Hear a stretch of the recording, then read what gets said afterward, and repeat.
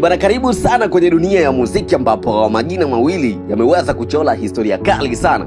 Diamond Platnumz kutoka nchini Tanzania pamoja na Rema kutoka Nigeria. Leo tunatazama ndani ya mafanikio yao pamoja na tuzo ambazo walishawahi kutoa.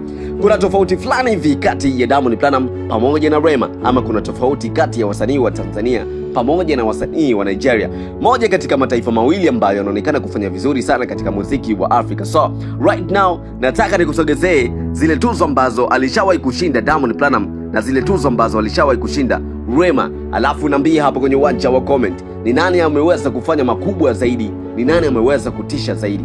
Kutoka kwa Diamond Platnumz, tuanze na Simba la Masimba, msanii wa Bongo Flava Nasibu Abdul maarufu kama Diamond Platnumz. Huyu mchezi bwana ameweka jina lake kwenye ramani ya muziki wa Afrika kwa staili ya kipekee pamoja na kazi ngumu ambayo haina kifani. Diamond Platnumz alianza kuteka mioyo ya watu mwaka 2010 aliposhinda Tanzania Music Awards kama msanii bora chipukizi kupitia wimbo wake wa kwanza kabisa ambao unajulikana kama Kamwambie, lakini hiyo ilikuwa tu mwanzo.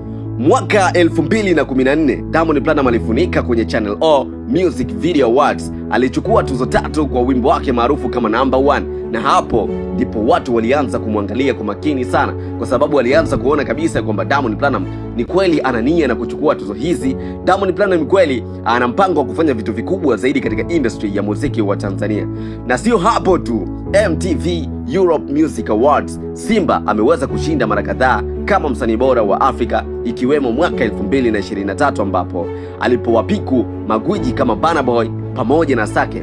Moja katika wasanii wa Nigeria ambao wanaonekana kufanya poa sana, moja katika wasanii wa Nigeria ambao wanaonekana kufanya vizuri sana, Burna Boy pamoja na Asake. Hata kuna time ambayo alionekana ya kwamba Diamond Platnumz anakopi miondoko fulani hivi pamoja na muonekano kwake Asake, na watu wengi kupasivya kwamba kuna time fulani hivi Diamond Platnumz anatamani kuwa Asake. So 2023 Diamond Platnumz aliweza kuchukua tuzo mbele ya magwiji hawa wazito kabisa, Burna Boy pamoja na Asake.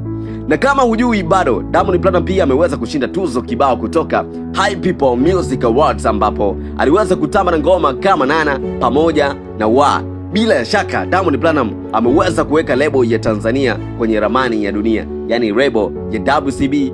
Vitu ambavyo aliweza kuvifanya Diamond Platnumz vilikuwa ni vikubwa zaidi duniani.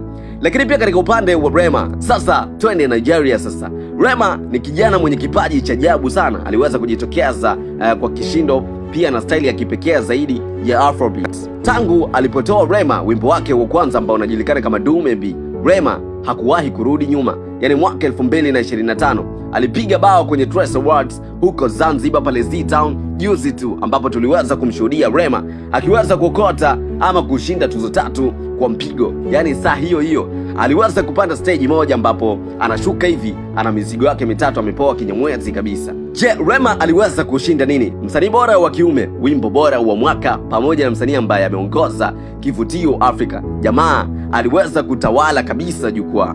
Lakini pia kwenye MTV Europe Music Awards mwaka 2024 Rema aliweza kuteuliwa kwenye kipengele cha msanii bora wa Afrobeat, akipambana vikali kabisa na wakali kama vile Asake, alikuwepo Ayra Starr, moja katika wadada ambao wanafanya poa sana katika nchi ya Nigeria. Anaweza kufanya vizuri sana katika kipande cha Afrobeat, na hii hapa ilikuwa ni ishara ya kwamba Afrobeat iko juu, na Rema ni mmoja katika wasanii ama icon kubwa kabisa ambazo zipo kwenye game. So Diamond Platnumz pamoja na Rema ni mfano mkubwa kabisa wa kile ambacho wasanii wa Afrika wanaweza kufanikiwa kukifanya, wa kile kitu ambacho wasanii wengi wa kutoka Tanzania pamoja na Afrika nzima wanajituma na kutamani kufanya vitu vikubwa zaidi.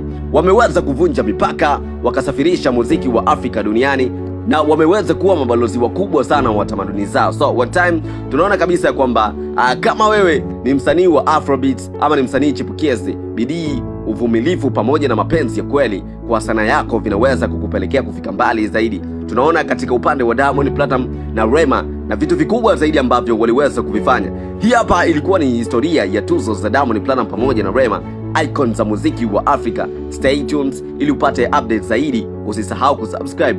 Muziki wa Afrika hauwezi kuzuilika. Nidondoshe comment hapo chini unaambie ni msanii gani ambaye ameweza kutisha zaidi, ameweza kufanya vizuri zaidi. Mimi naitwa G21 Time, G21 TZ official Genius, na hii hapa ni G2 Media.